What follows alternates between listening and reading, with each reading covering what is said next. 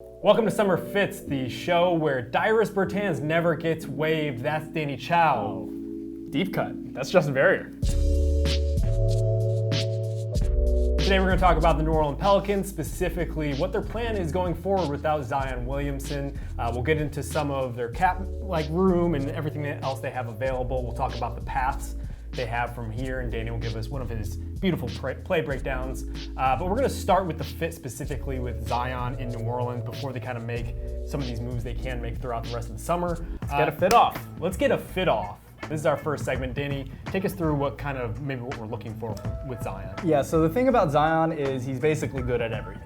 Pretty good. According to the tracking data at Synergy Sports, he was in at least the 85th percentile in every player in the nation in offensive play types, except for spot-up shooting. So we're not really going to be getting many, spot-up threes from him, but he can cut, he can play in transition, he can post, he can ball handle in the pick and roll, he can roll, putbacks, literally anything you want from him. He is technically excellent under all of these synergy parameters. So he was involved in 582 offensive plays in Duke. He was the roll man for only 7 of them. That's going to change in the Pelicans because he's going to be playing alongside Drew, he's going to be playing alongside Brandon Ingram and Lonzo Ball. All 3 of them, at least a quarter of their plays are in the pick and roll. He's going to have to get acclimated very quickly, but luckily, there's no reason why he shouldn't be able to. Yeah, the Pelicans have, before they make any moves here, just assembled a lot of versatile guys. There are a lot of different things that they can do. As you alluded to, perhaps shooting isn't one of them, and we'll get to that later. But for now, I think if you're kind of building your team from scratch for the most part, you kind of just want to leave yourself with options, and it seems like they have some of the better young players in the league at those that very thing. Yeah, and when you look at Zion, especially on the defensive end, he is a guy who has shot blocking instincts, but more importantly, has a very keen eye on when to go for, deflections and steals. He just has a very strong defensive playmaking sense, which is pretty rare for a guy his size, and the kind of coordination he has in order to actually just rip these balls away and poke for these deflections and go out and go on these fast breaks. It's really kind of stunning to watch, and when you get to pair that with a guy like Jrue Holiday, who has been a stalwart on that end of the floor for his entire career, Lonzo, who's very quickly become an elite option in the backcourt, and you just have the length across so many different positions and the athleticism and the speed, you're looking at a very, very fun defensive team. Yeah, it's very hard to say. How would you compare him to Anthony Davis, a guy that obviously the Pelicans defense was built around for the past couple seasons? It's going to be difficult to kind of compare them at first because Davis was he was technically a 4, but he was basically playing the 5. He was basically, kind of anchoring them down low as the rim protector, as a roving guy. I think Zion definitely has the ability to switch cross positions and everything, but I think to start off, he'll probably need to play with a complementary center, just so that he's not getting, the biggest load defensively. Right. Well, and that makes what they did throughout the rest of the draft night pretty interesting. Yeah. They traded the number 4 pick, which they got from the Lakers in that Anthony Davis trade. They sent that to the Hawks, and the deal still hasn't been completed, so that's why you don't see any of these guys at press conferences right now. But they drafted Jackson Hayes, Number 8. At number 8, a center from Texas. Nickeil Alexander-Walker at number 17. And they drafted with the 35th pick, Didi Silva out of Brazil. And so you get kind of a bunch of different archetypes of players that you would want on a team like this across those 3 picks. So with the 8th pick, they went with a very athletic rim-running center in Jackson Hayes. With the 17th pick, you get a combo guard who is a very, very good shooter and projects to be a pretty good defender in Nickeil Alexander-Walker, and an athletic 3-and-D wing with Silva. So they're kind of checking off a lot of boxes here and kind of seeing what works. Do I think that they might have reached a bit for Jackson Hayes with the number 8 spot? I think so, because he doesn't necessarily complement Zion in terms of having that kind of outside shot that can alleviate Zion from the pressure that he's going to be seeing night in, night out. Yeah, I don't really have a good feel of these prospects. I usually wait for them to do something in the NBA before I really get a sense of who they are. For me, it was a little weird if you're going to get Zion at 1 to immediately pair him with the center who doesn't project to shoot well at the next level, and he didn't really in college. Yeah, he's one of the raw prospects in the draft. He really was a football player for most of high school, shot up 11 inches, and kind of has been taking basketball in on the fly. Yeah. And so when we're looking at Zion here, it's like the main key here is just making sure you have as much space for him to operate. Right? And that means having a lot of floor spacers on the floor. Do the Pelicans have that at present? It's debatable. Yeah, well, Drew Holiday hasn't been a particularly efficient shooter lately. Yeah, he was a 38% three-point shooter in his first 6 years, but that was when he was taking like maybe 2.5 per game.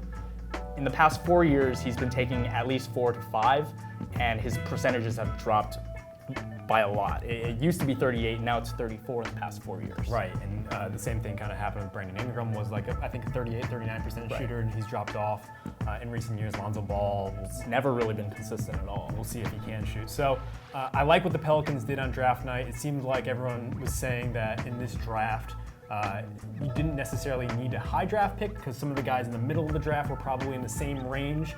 On the other hand, I don't know necessarily if more bites at the apple is better than perhaps a number 4 pick where you have your pick of the litter. DeAndre Hunter was the guy that the Hawks went there. It would have been an interesting fit with Zion, but it turns out they're going to pair him with John Collins in Atlanta. But the other thing that they did on draft night was they got off of Solomon Hill's contract. And that's going to give them more space in this offseason. We'll see what they do there. That brings us to our next segment. It's called Open Up the Books, where we look at some of the draft picks and cap space that they have available this summer.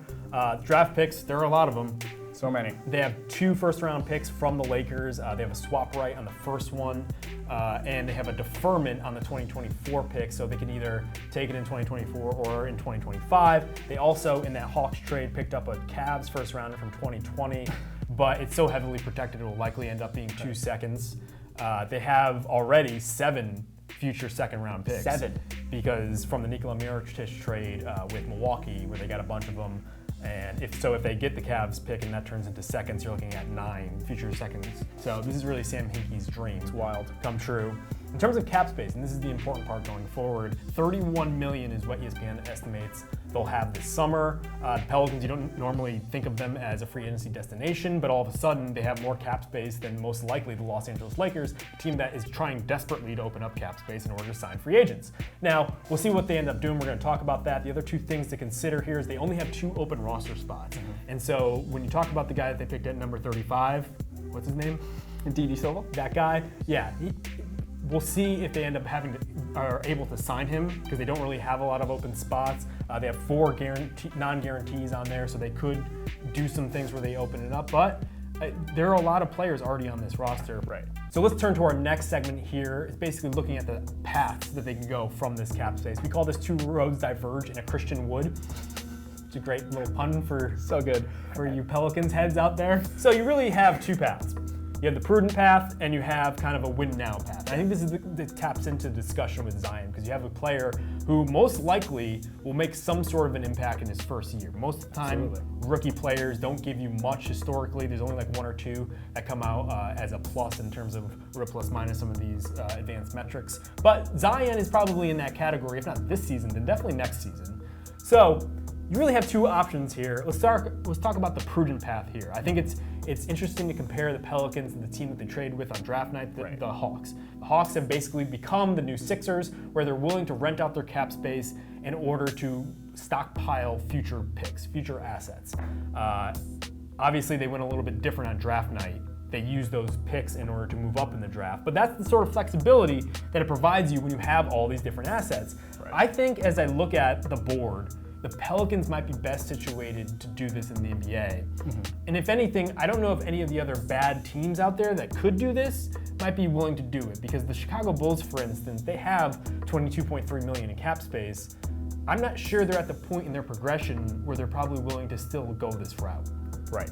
It really depends on whether or not you want to take the long view with Zion or the short view. The other thing, this roster is super young. So E'Twaun Moore is 30 years old. He's the oldest player? He will be the oldest player. That's incredible. Left on the team once they get rid of everybody you expect them to get rid of. Dyrus Bertans, our guy, is 29 somehow, hadn't played in the NBA before this, and Drew Holiday is 29. But everyone else on this team is younger than 24 or younger. And so there's really kind of this tension here now where you have a lot of players that could hit the ground running, but do you necessarily want them to? Yeah, and really now the only player who kind of clashes with the Pelicans' maybe overall plans is Drew Holiday. Yes. Who is 29. Yeah, I think he has, 2 or 3 years left on his deal. So it's really about whether or not he feels comfortable kind of becoming that mentor, and if he's fine with, seeing this path through. Yeah. Because I think the Pelicans still have enough talent to be a very interesting team in the West for the next however many years that they have Zion. But is Drew Holiday going to want to kind of ride that out? I mean, with Anthony Davis, they've rushed the process, specifically by trading for Drew Holiday. You wonder if, kind of the demons that loom over this franchise, if they're going to want to go the same path. On the other hand, as you mentioned, Drew's older. Is he going to want to sit through 2 or 3 years before this team really gets out and running? Because while the Pelicans have done everything they can to put Drew at the center of everything on draft night, and then again, when they introduced Zion, they've made an effort in order to not project Zion as the savior. Right. They want to take the pressure off of Zion, and they've said that this is Drew's team. He's kind of the face of the franchise. On the other hand, We'll see how long that lasts. We'll see how long that lasts, because clearly Zion is going to be the guy there. So I do wonder how long that's going to work for Drew, because although it seems like he's committed to staying there, you never know. If this team is back in the lottery next year, perhaps things change. But I think it raises an interesting possibility here. Because if the Pelicans did want to go for it, they have as much cap space as anybody at this point. And they do have Zion, a guy who, if you really want to attach your career to the next couple of years, he's not a bad option. Not at all. So here are the guys that I think would make sense, because they essentially have a max slot available to them, at least for a 7 to 9 year max. Tobias Harris would be a good one. Yeah. Al Horford. Al Horford is a guy who I think is probably the best possible option for them. Okay, why do you think that? You have a guy who is well respected around the league, a guy who at the 5 position will be able to take off a lot of pressure off Zion. He's a guy who can space the floor, shoot threes, he can play make from inside and out, just like Zion can. A stout defender on switches, in post-ups. He's exactly the type of foundation you want for a unique talent like Zion, who you still need to figure out how he fits on the floor, what he's best at.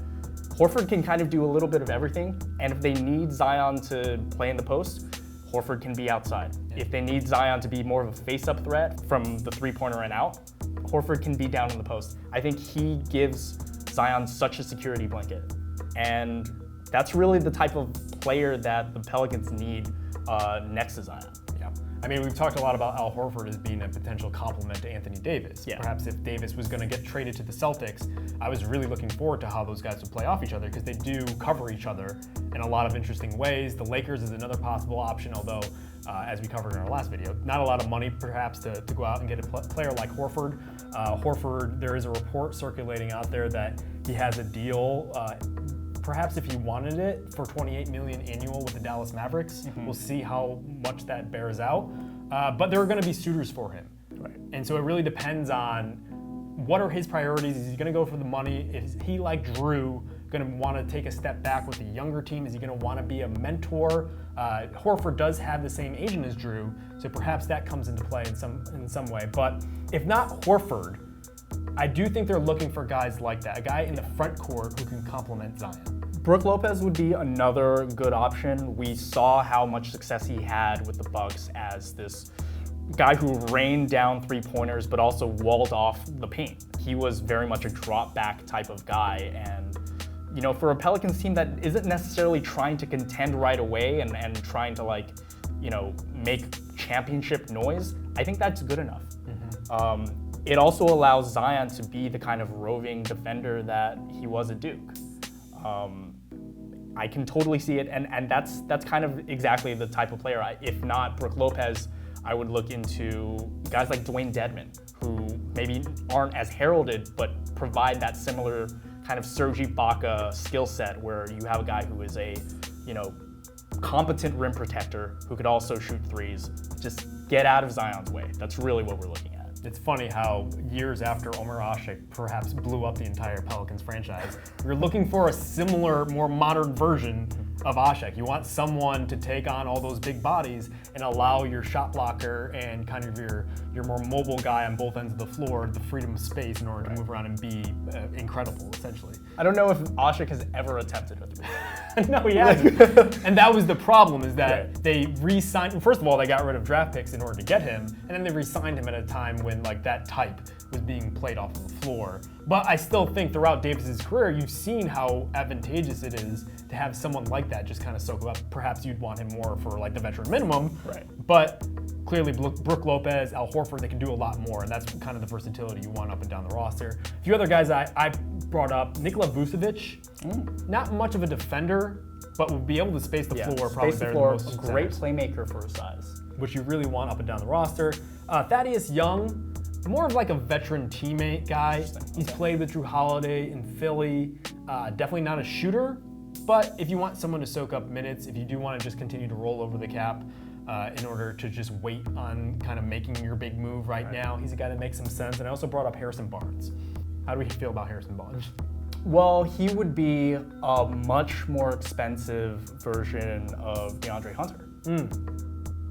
So, unfortunately, they didn't just draft. Exactly, right? Okay. So getting out of Zion's way is essentially what we're looking for. Someone who can protect him, but at the same time allows him to be this kind of versatile player. Danny, take us through what this kind of would look like on the floor with some of these guys. Yeah, I would totally expect the Pelicans to trot Zion out in a number of different ways on the floor. But I think to start off, the Pelicans might want to keep it easy and see how much they can exploit the other team with Zion in the post. So unfortunately, NCAA rights are very hard to come by, so the plays that you see on your screen might not line up with what we're seeing.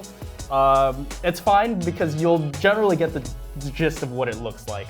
So here we have Zion against Louisville. He gets a mismatch on a 6'5" forward in Dwayne Sutton and just easily takes him to the house. This is the type of player that Zion is. When he's in the post, he's going to make a move immediately. And just the decisiveness, the fact that he's just a brick house. It's kind of amazing to watch him play in the post. But sometimes really you just want to have him out on the perimeter, give him the ball, and just let him move. He combines fluidity, coordination, lateral agility, power. It's all this disturbingly explosive package, and when you watch him do side-to-side hesitation dribbles and then immediately go into a drop step, it kind of looks like Shaq. It's just 6 inches shorter, but no less wide, no less effective. Right. It's really breathtaking to watch, and I cannot wait to see what it looks like in the NBA. It's kind of like a Russian nesting doll version of Shaq. Beautiful. All right, let's kind of give our verdict here on which way the Pelicans should go here. Should they go for a win now path? Should they go for the more prudent one? Let's go thumbs up as the win now path. Thumbs down is kind of taking their time. What do you think? It's tough. If they can get an Al Horford, I would say absolutely go for it. I think having someone like Al Horford could only do good for his career and his development. But if they can't, and most likely they won't be, I don't see a real reason to rush this development, especially with so many young players on their roster right now, and so many ways this could go. I would say thumbs down. I'll have to go with that as well. It seems like it's too soon. And everything that went wrong for Anthony Davis started in that year or two right after they drafted him. I, for one, have just nightmares from that situation where Solomon Hill was the only guy that they can get in free agency to kind of save them. Years of guys like Norris Cole playing point guard, that happens when you go for it too soon, when you rush the process. It seems like David Griffin has taken some steps in order to provide like a long view for this franchise And options. and options, which at this point is what you want. That's what they have on the roster, and that's what they're going to want as a franchise. So I would also go thumbs down. All right, that's it for this one. For Danny, for Justin, we'll be back throughout the summer breaking down all of the best moves in free agency. Thank you for watching another Ringer.com worldwide exclusive. If you would like, click the like button and tell us how you like this video, subscribe, do other things, comment perhaps. Tell us what teams and players you want to Yeah, do want that. us to talk about next. That's a good one.